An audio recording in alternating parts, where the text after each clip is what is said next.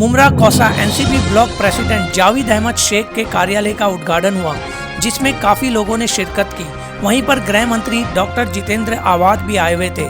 जब गृह मंत्री जितेंद्र आवाज जाने लगे तो वहीं पर एक किन्नर जिसका नाम गुलमोहर है, उसने उनके कान में कुछ कहा। आखिर ऐसा क्या कहा उस किन्नर ने जितेंद्र आवाज के कान में? आइए जानते हैं खुद उस किन्नर गुलमोहर की जुबानी। आपने अवाज साहब से कुछ बात करते हुए देखा है आपको हमने, तो किस बारे में बात हो रही थी आप बता सकते हैं? भीड़ की वजह से हमें सुनाई नहीं दिया, तो आप बता सकते हो क्या बात की है आपने? अस्सलामुअलैकुम। सभी जितने भी मुमरा के लोग हैं, जितने भी नगर सेवक हैं, जितने भी बड़े बड़े कॉर्पोरेट हैं, इनसे मेरी एक ही रिक्वेस्ट है कि हम मुमरा में रहने वाले किन्नर हैं, जो हमारे थर्ड जेंडर पार्टी जो है, तुतरी पंतरी जिसको कहा जाता है। देखो, हमें अपनाने वाला कोई है नहीं है, समाज हमें अपनाता नहीं है। हम कहीं पे कहीं मांगने जाते हैं, किसी के घर पे बधाई मांगने जाते हैं, तो वो लोग हमें देख के दरवाज़ा बंद कर देते हैं या 100 रुपये देते हैं, हमसे अकड़ के बात करते हैं कि लेना है तो लो, नहीं तो जाओ। हम इन सब चीज़ों को मानते नहीं हैं। तो हमारा तो यही कहना है कि हमारे को हमारे परिवार को पालना होता है। हमारे मम्मी डैडी का जैसे कि मैं अपने फैमिली की बात कर रही हूँ कि मेरे मम्मी डैडी जो एजेड है, 60 ईयर्स के ऊपर है, उनका मेरे अलावा और कोई है नहीं। उनका सारी जिम्मेदारी मेरी होती है। मेरे को रहने के लिए हमारे पास खुद का घर नहीं है। तो इस परिस्थिति में जो कोरोना के बाद की जो परिस्थिति चल रही है, उससे पहले की परिस्थिति, जिस तरीके से हम ट्रेनों में मांगते हैं, दुकानों पे मांगते हैं, सड़कों पे मांगते हैं लोगों से, अब उस मांगने के दौरान हमें कोई 1 रुपया देता है, कोई 2 रुपया देता है। हम लोगों को यही आशीर्वाद देते हैं, मालिक देने वाले का बच्चा जीता रहे, परिवार जीता रहे, सुख शांति से जीता रहे उसका परिवार। तो मेरी जैसे कि अभी अवार्ड साहब से बात हुई है, डॉक्टर जी से बात हुई, मैंने उनसे रिक्वेस्ट की कि सर आप हमारे लिए कुछ कीजिए। जैसे कि हमको रोजी रोटी नहीं है, हम रोज़गार नहीं है, हम बेरोज़गार लोग हैं। हमारी फैमिली के अलावा कोई नहीं होता है सर।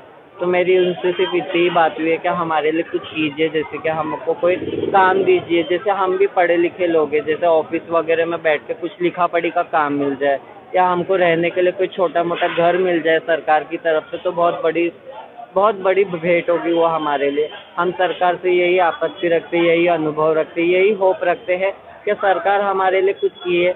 हम उनके लिए हमेशा यही दुआ करें कि वो आगे बढ़ते रहे, ऊंचे से ऊंचे मकाम पे उनको बुलंदी मिलते रहे। हम तो मालिक से यही रात भर दुआ करेंगे, यही दिन रात दुआ करते हैं कि जो हमारे लिए सोचे मालिक, उनके लिए आप इतना सोचना, इतने ऊंची मुकाम पे बुलंदी देना कि उनको और लाइफ में किसी चीज़ की किसी के आगे झुकने की ज़रूरत ना इस पड़े। पर अवार्ड साहब ने आपसे क्या कहा जब आपने बात कही? उन्होंने मुझसे कहा है कि वो अब मुझे अपनी वाइफ का नंबर देके, जैसे कि उन्होंने मुझे जो भी डिटेल दिया है, जिस पब्लिक की वजह से ज़्यादा ज़ोरों से बात नहीं हो पाई, ज़्यादा आवाज़ नहीं आई, तो उन्होंने मुझे कहा है कि वो मुझे अपनी वाइफ का नंबर देंगे, वो हमारे लिए कुछ करेंगे।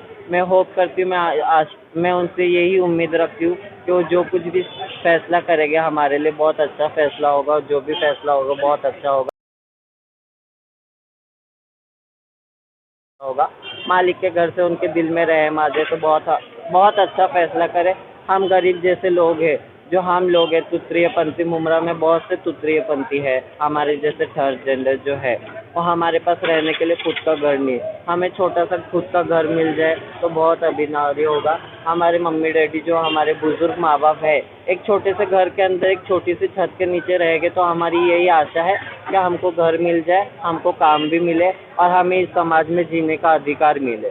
ठीक है, थैंक यू। आपसे बात करके बहुत अच्छा लगा, थैंक यू।